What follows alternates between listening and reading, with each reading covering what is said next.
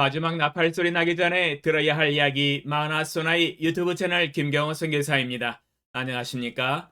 이 새벽에도 주님의 인자와 긍휼이 무궁하심으로 참으로 아름답습니다. 주님의 성실하심이 변함없이 항상 우리와 함께 하십니다. 오늘도 하나님을 예배하며 하루를 시작합니다.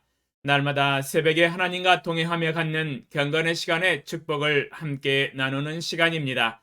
또한 어제 배운 하나님의 말씀을 어떻게 생활과 삶의 현장과 인격에 적용하고 실천했는지 간증하는 시간입니다.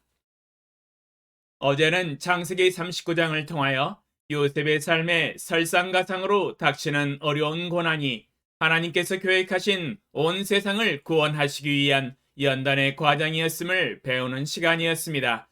나의 삶 가운데 설상가상으로 일어나는 이해하기 힘든 어려움과 고난을 믿음으로 승화하는 시간을 갖는 것을 적용하였었습니다.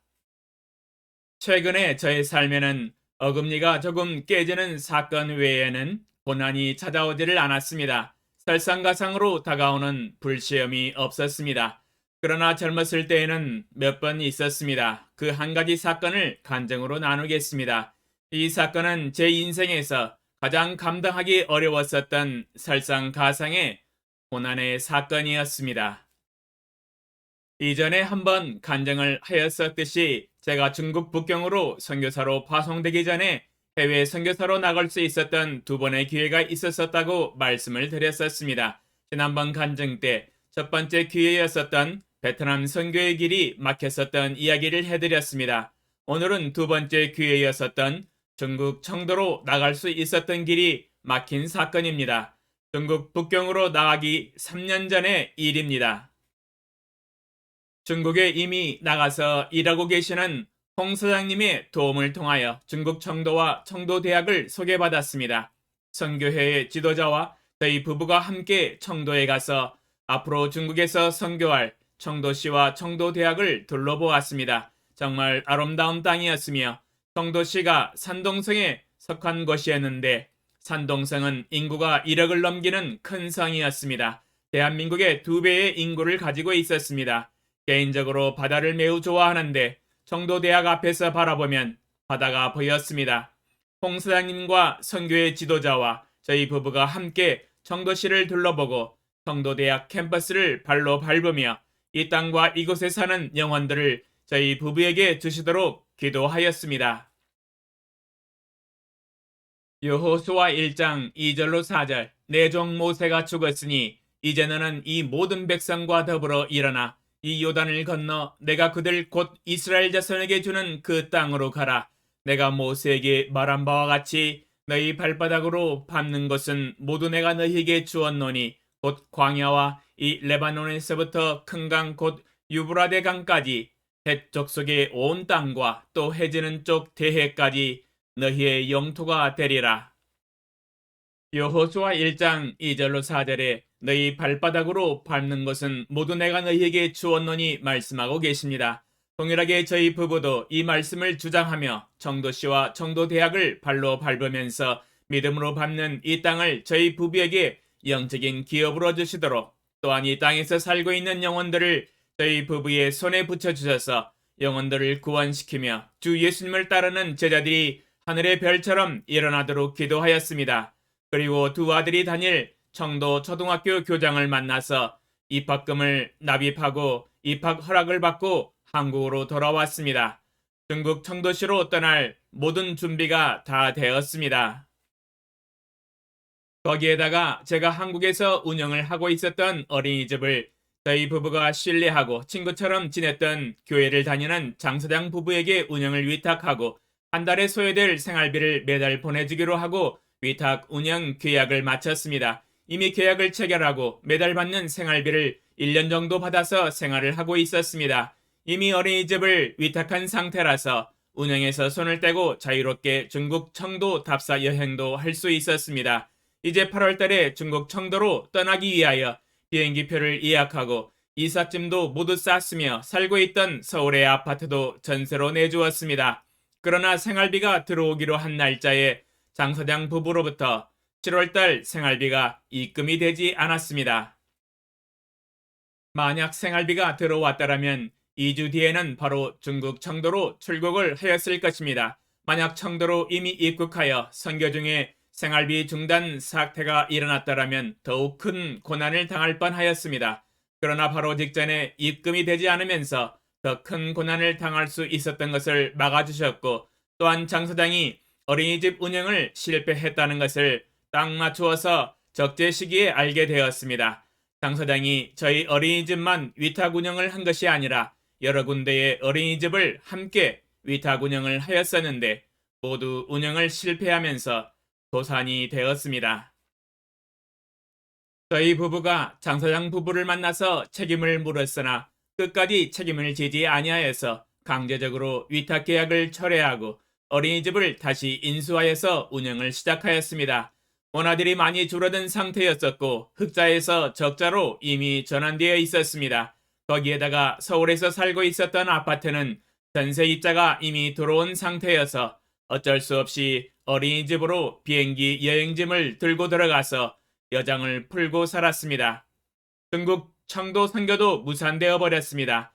장 사장 부부와는 서로 먼저 법정 민사소송으로 들어가기로 설전을 벌이다가 헤어졌습니다. 고난이 설상가상으로 찾아왔습니다. 꿈에 그리던 중국 청도 선교가 비행기를 타기 직전에 허공으로 날아가 버렸습니다. 저희 가족들이 머리 둘 것도 없어서 어쩔 수 없이 어린이집에 들어가서 숙식을 해결해야 했습니다. 민사소송건으로 마음이 어려웠습니다. 왜 나에게 이런 일이 일어났을까? 이해하기 어려웠습니다. 고난이 꼬리에 꼬리를 물고 일어나서 정신을 차릴 수가 없었습니다. 그때 일을 지금 돌이켜보면 제 인생의 가장 어려운 때를 지난 시기였었습니다.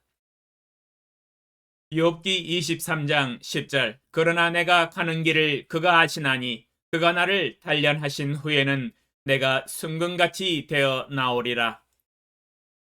욥기 23장 10절에 내가 가는 길을 하나님이 아시나니 하나님이 나를 단련하신 후에는 내가 순금같이 되어 나올 것이다 약속을 하고 계십니다. 비록 그때 당시에는 고난이 즐거워 보이지 않고 설상가상으로 오는 혹독한 고난들이 이해할 수 없었습니다. 왜 하나님은 나에게 이런 고난을 당하게 하시는가? 그러나 저는 오직 하나님만 바라보며 하나님의 함께하심과 가장 최선으로 인도하시는 하나님이신 것을 믿고 신뢰하였습니다. 이 고난을 통하여 내 자신이 연단되고 단련되고 더러운 찌꺼기가 제거되고 재련되어서 하나님이 보시기에 가장 아름다운 순금으로 거듭나서 하나님께 쓰임받을 것을 믿고 확신하였습니다. 제가 믿음으로 고난의 환경들을 순종하여 적응하고 뒷수습을 탁월하게 하였을 때에 3년 뒤에 하나님은 중국 수도 공산당 본부가 있는 핵심 요지 북경으로 인도하여 주셔서 북경시와 북경대학과 청와대학을 선교할 수 있는 은혜를 허락하여 주셨습니다. 하나님은 더 크고 아름다운 도시와 가장 핵심적인 대학의 영혼들을 구원하고 제자 삼는 사역을 할 수 있도록 최선의 길로 인도하여 주셨습니다. 이 모든 것은 부족한 저의 삶에서 일어났던 하나님의 인도하심과 은혜였었습니다. 하나님께 감사와 찬양과 영광을 돌려드립니다. 그러면 오늘 새벽에 하나님과 동행하며 가졌던 경건의 시간의 교훈과 축복과 적용사항을 함께 나누겠습니다. 고린도전서 15장 10절. 그러나 내가 나 된 것은 하나님의 은혜로 된 것이니 내게 주신 그의 은혜가 헛되지 아니하여 내가 모든 사도보다 더 많이 수고하였으나 내가 한 것이 아니요 오직 나와 함께 하신 하나님의 은혜로라. 주제. 주님의 은혜 없이 오늘의 나는 있을 수가 없도다. 묵상 내용. 사도 바울은 믿음의 고백을 하고 있습니다. 내가 나 된 것은 하나님의 은혜로 된 것입니다. 내게 주신 그의 은혜가 헛되지 아니하였습니다. 내가 모든 사도보다 더 많이 수고하였으나 내가 한 것이 아닙니다. 오로지 나와 함께 하신 하나님의 은혜로 한 것입니다. 위대한 믿음의 고백입니다. 하나님의 교회를 박해하였었지만 하늘의 부르심을 받고 돌이켜 하나님의 교회를 세우고 하나님의 교회를 확장하는 일에 생명을 바쳐 수고하였습니다. 모든 사도보다 더 많이 수고하고 수많은 생명의 위협과 고난과 핍박과 고문과 수감을 당하면서도 복음을 전하고 가는 곳마다 교회를 세우며 하나님의 말씀을 가르치고 제자를 삼는 사역을 하였습니다. 그러나 사도 바울이 고백하는 말은 이 일을 한 것은 내가 아니요 오직 나와 함께 하신 하나님의 은혜가 있었기에 가능했던 것입니다. 오직 하나님의 은혜로 한 것입니다. 동일하게 저의 삶에서도 제가 받은 구원과 주 예수님을 따르는 제자로서의 삶과 제자 삼았던 사역도 마찬가지로 모든 것이 주님의 은혜였음을 고백합니다. 마태복음 11장 25절로 27절 그때 예수께서 대답하여 이르시되 천지의 주제이신 아버지여 이것을 지혜롭고 슬기 있는 자들에게는 숨기시고 어린아이들에게는 나타내심을 감사하나이다. 옳소이다. 이렇게 된 것이 아버지의 뜻이니이다. 내 아버지께서 모든 것을 내게 주셨으니 아버지 외에는 아들을 아는 자가 없고 아들과 또 아들의 소원대로 계시를 받는 자 외에는 아버지를 아는 자가 없느니라. 마태복음 11장 25절로 27절에 하나님의 소원대로 계시를 받아야만이 천지의 주제이신 아버지 하나님을 알 수 있다고 말씀하고 계십니다. 지금 내가 믿고 있는 하나님을 알고 섬길 수 있었던 것은 전적으로 하나님의 계시였으며 하나님의 베푸신 은혜로 알게 되었고 믿게 되었고 구원을 받은 것입니다.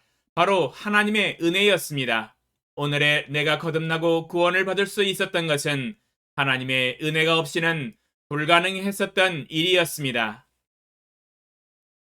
마태복음 4장 19절 말씀하시되 나를 따라오라 내가 너희를 사람을 낚는 어부가 되게 하리라 하시니 마태복음 4장 19절을 통하여 주 예수님께서 저를 지목하여 제자로 불러주셔서 주를 따라가게 하셨습니다.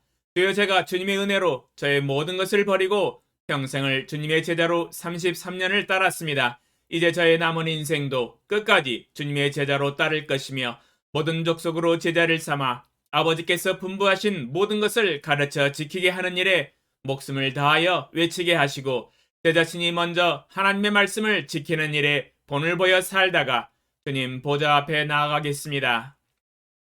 주여, 이 또한 주님의 은혜였습니다. 제자 삼는 사역을 위하여 주님이 저를 불러주셨습니다. 모든 것을 버리고 주님을 따랐던 것도 주님의 은혜였습니다. 어찌 주님의 은혜 없이 가능한 일이겠습니까?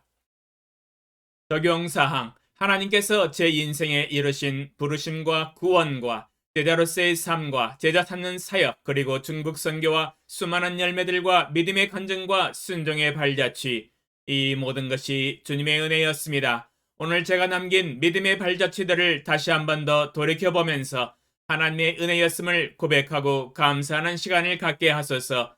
예수님의 이름으로 기도합니다. 아멘. 2022년 3월 3일 목요일 새벽 5시